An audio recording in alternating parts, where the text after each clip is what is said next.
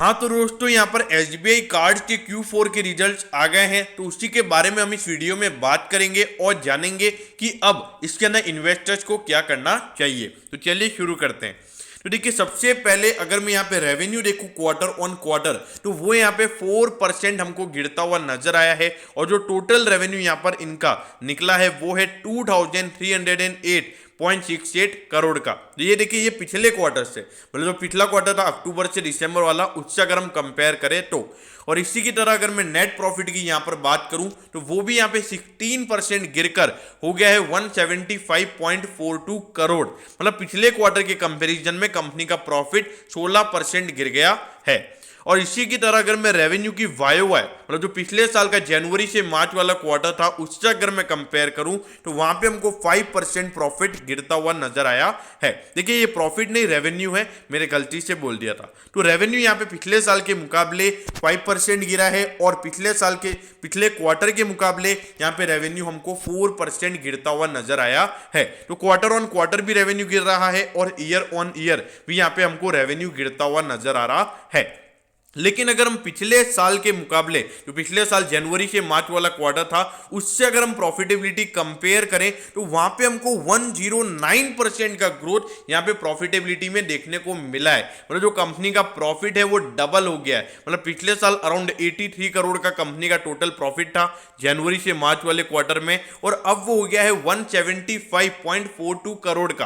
तो अगर Y profitability की अगर हम बात करें तो आपको यहाँ पे अच्छी खासी प्रॉफिटेबिलिटी ग्रोथ देखने को मिली है। लेकिन देखिए पिछले साल कंपनी अपने धंधे को बढ़ा रही थी, कंपनी के एक्सपेंडिचर्स खासे ज्यादा थे, तो यहाँ पर हमको रेवेन्यू पे फोकस रखना होगा। जो कंपनी का जो रेवेन्यू है वो यहाँ पे हमको 5% गिरता हुआ नजर आया है। तो देखिए वो एक्सपेंडिचर पहले क्या टेम्पररी एक्सपेंसेस, जो पिछले साल जो हाई एक्सपेंसेस थे वो एक्सपेंसेस इस बार नहीं है, तो इसीलिए इतना ग्रोथ हमको यहाँ पर देखने को मिल रहा है।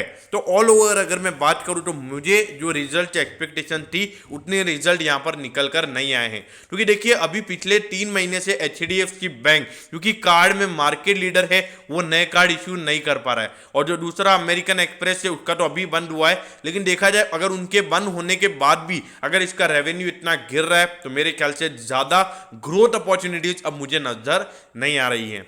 अब इसके बाद अगर मैं मार्केट कैप देखे तो 88,000 करोड़ का मार्केट कैप है। अगर देखा जाए 98.78 का इसका प्राइस टू अर्निंग रेशियो है। जबकि अगर आप देखोगे इंडस्ट्री का पी, वैसे इसके इंडस्ट्री का पी ऐसे लिखा हुआ है, वैसे कोई कार्ड बिजनेस वैसे भी कोई लिस्टेड नहीं है, तो एक तरीके से देखा जाए मोनोपोली है। लेकिन इन फ्यूचर अगर एचडीएफसी बैंक, मतलब एचडीएफसी कार्ड अगर लिस्ट होता है तो इसके लिए सबसे बड़ा नेगेटिव वो बनेगा, और उस समय मेरे ख्याल से इसके अंदर से इन्वेस्टर पैसा निकाल कर वहां पर पैसा लगाएंगे।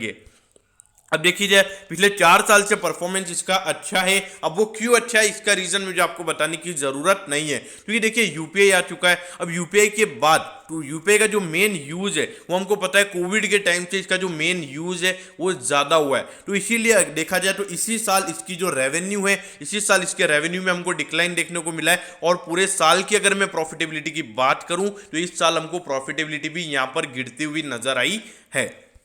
अब इसके बाद अगर शेयर को देखा जाए तो अच्छा खासा गिर भी चुका है, 919 पे ये शेयर भी ट्रेड हो रहा है। अगर आप हाई देखोगे तो 1139 का इसका हाई है, तो मतलब अपने हाई से 220 रुपए करेक्शन पे, मतलब अराउंड 20% का करेक्शन स्टॉक में हो गया है अगर मैं इसके हाई से कंपेयर करूं तो। देखिए यहां पर अगर देखा जाए जो लॉन्ग टर्म इन्वेस्टर्स है, मेरे ख्याल से ज्यादा हिस्सा ये आपके पोर्टफोलियो का नहीं होना चाहिए। मुझे पर्सनली इसमें ज्यादा ग्रोथ नजर नहीं आती है, क्योंकि जिस तरीके से यहाँ पे भली क्रेडिट कार्ड आप बोलते हो कि क्रेडिट कार्ड का आप यूपीआई से पेमेंट नहीं कर सकते, लेकिन वो बात चाहिए, लेकिन धीरे धीरे करके जो एसबीआई कार्ड का देखा जाए कुछ अट्रैक्टिव ऑफर्स भी नजर नहीं आते कि लोग जाके एसबीआई कार्ड को खरीदे। तो मुझे ऐसा कुछ ज्यादा लगता नहीं कि जो ग्रोथ हमको एचडीएफसी कार्ड में देखने को मिली थी और जो वहां पे हमको अट्रैक्शन नजर आ रहा था एचडीएफसी कार्ड के लिए, वो यहाँ पे अट्रैक्शन मुझे नजर नहीं आता है। तो लॉन्ग टर्म इन्वेस्टर्स को मैं बिल्कुल भी सजेस्ट नहीं करूंगा, और जिन्होंने इन्वेस्ट किया हुआ है, मतलब आईपीओ का अलॉटमेंट पड़ा हुआ है, मेरे ख्याल से एटलीस्ट 1100-1200 का शेयर तो ये हो ही जाएगा, तब आप इसको बेच सकते हो। लेकिन मैं लॉन्ग टर्म होरिजॉन से अगर बात करें तो 5-10 साल से तो मुझे इतना अच्छा ये नहीं लगता है पर्सनली। ओके दोस्तों, तो मैं होप करता हूं कि एसबीआई कार्ड की Q4 के रिजल्ट्स के बारे में आपको सब कुछ पता चल गया होगा।